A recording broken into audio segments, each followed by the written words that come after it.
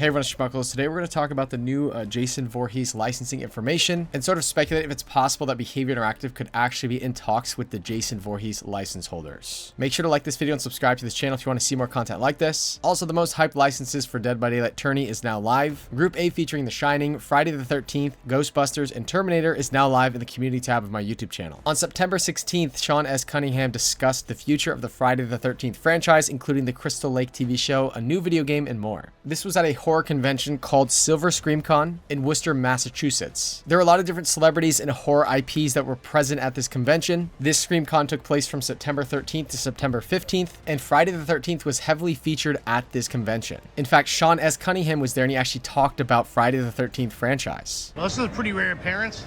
The father of Friday the 13th, Sean S. Cunningham, the director and creator of the Friday the 13th franchise. There was no actual video footage of what Sean S. Cunningham said, but it was documented. Friday the 13th co-creator teases there's more to come. Sean S. Cunningham talks games, a canceled TV show, and more Jason Voorhees happenings. Cunningham, who directed the original 1980 slasher classic, has been a key producer of the franchise over the years, recently spoke about the future of the franchise at Silver ScreamCon. First up, Cunningham addressed the status of the Camp Crystal Lake TV show, which is currently in the works for Peacock from A24. Last I heard, they're talking about shooting it in Australia at the end of this year and releasing on Halloween 2025. But I've heard versions of that story for so long, I don't put a lot of credibility into it. There's just so many things that can go sideways. The series has been in the works for a couple of years and originally had Brian Fuller from Hannibal on board as the showrunner with a 2-season commitment at Peacock. Cunningham called Fuller a very good writer, but as the fans are likely aware, Fuller exited the series earlier this year. Last but certainly not least, Cunningham talked about the future a bit more broadly, including the new Friday the 13th game that is in the works, which we first heard about last year. There's also the whole somewhat ill-defined Jason universe, which launched earlier this year. Cunningham simply made it clear that there's more to come for the fans of the franchise. There always seems to be a desire to have another Friday the 13th movie, which would have a distinct life from the TV series. For sure, Jason's gonna show up in more video games. We had a really nice run with the first video game. Obviously, in the recent past, we've seen the Jason Universe Twitter tease the arrival of Jason Voorhees into both Fortnite and Dead by Daylight, and I thought it's really notable here that Cunningham actually says Jason's gonna show up in more video games, plural. There's that Jason Voorhees video game that's in the works, and we know that Fortnite and Dead by Daylight are looking to collaborate with the Jason Voorhees franchise. I call it the Jason Voorhees franchise because we think that New Line Cinema owns the banner Friday the 13th. The Jason universe are the license holders for the actual character Jason Voorhees. The fact that Cunningham seems to have inside information and knows that Jason's going to show up in more video games, could that mean that Behavior's actually in talks with Jason Universe to bring Jason into Dead by Daylight right now? June 25th of this year, Sin Stealth actually posted this on Twitter. They kind of look into rumors and leaks and investigate those sort of things in the entertainment industry. Friday the 13th Jason rumors. Jason is coming to Fortnite next season. Collab will allegedly feature no reference to the Friday the 13th brand. I find this interesting. 2 new Friday the 13th games in stages of development. One is multiplayer and the other features more linear gameplay. So we can see that there's at least rumors that Jason Voorhees is very active in the video game space. So it seems like it potentially could only be a matter of time before Behavior talks to the Jason Universe license holders and tries to get Jason into the game. We think the Grudge is the next license paragraph in March for Dead by Daylight. There's been a lot of things coming out about those rumors. If those rumors are somehow not true, Jason is possible for March. Right now it seems like the Grudge is what's most likely. A lot of people don't think that the alleged rumors that we talked about in the previous video are very valid. People are thinking that this user Poison actually just kind of made things up.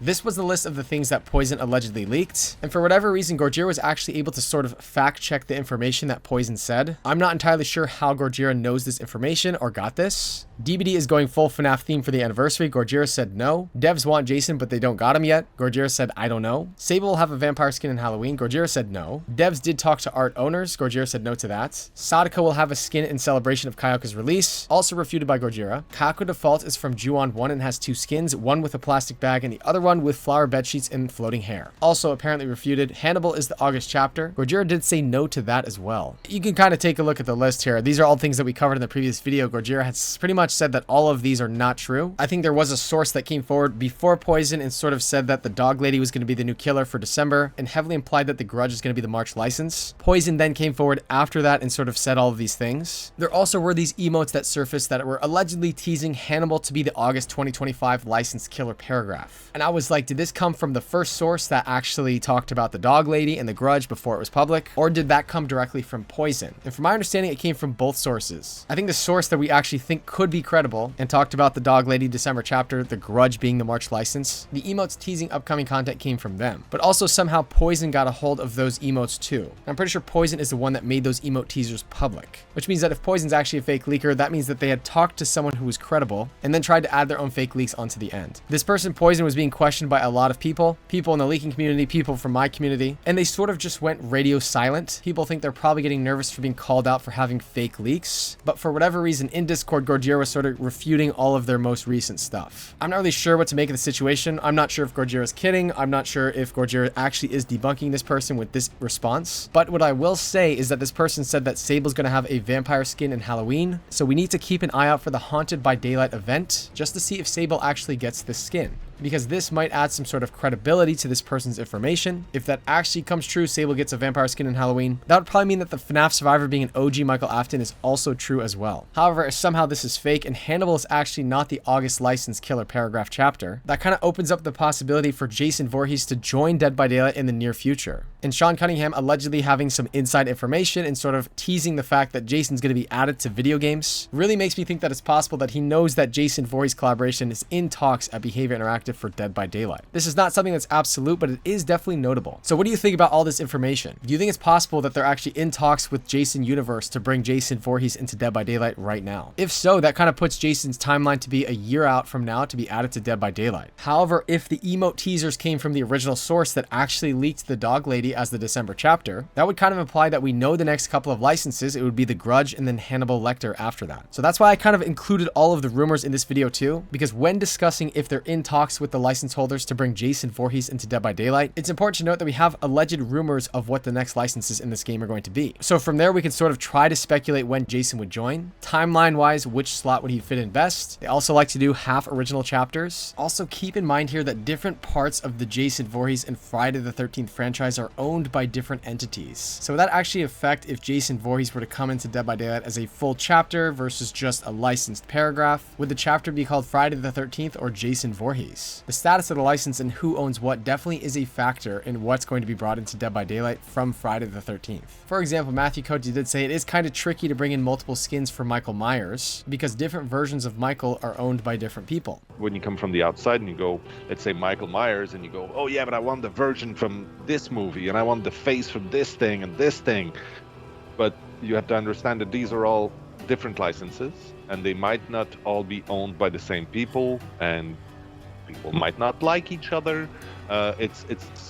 So it's not necessarily an easy thing for us to have all of these be available. Same thing goes for the D&D version of Vecna and DBD. Matthew Cote said there's actually no way they could add a Stranger Things skin onto that because that's actually owned by someone else. Those are two completely different licenses. They live in different worlds. They are the property of two different entities. Therefore, there's no way in hell we would use a license and put a legendary skin from a different IP on an existing license. That's just not a thing. That interview was from Slasher Radio. Big shout out and thanks to them for getting that info. I'm going to leave a link to that full interview in the description below. So it made me wonder, like, does Jason Universe own all of the characters or just Jason? From my understanding of the situation, Larry Zerner said that New Line Cinema probably owns the banner Friday the 13th. And actually, I think that Jason Universe would own everything else. All of the characters and the map. This was something that was actually figured out a while ago. The Camp Crystal Lake TV series had access to all versions of Jason, all of the characters and their backstories. And we know that the TV series also is going to have access to Camp Crystal Lake as well. I'm not a lawyer, not everything's completely public about the status of the Friday the 13th franchise, but it seems like Behavior might be able to bring in a full chapter for Jason, and if they didn't go through New Line Cinema at all, it probably wouldn't be called Friday the 13th. It seems like Jason Universe probably has the power to do that. So I'm not really sure, but we'll definitely keep an eye on things and post more videos if there's any new news or information about these rumors. So make sure to like this video and subscribe to this channel if you want to be up to date with all of that info. That does it for this video.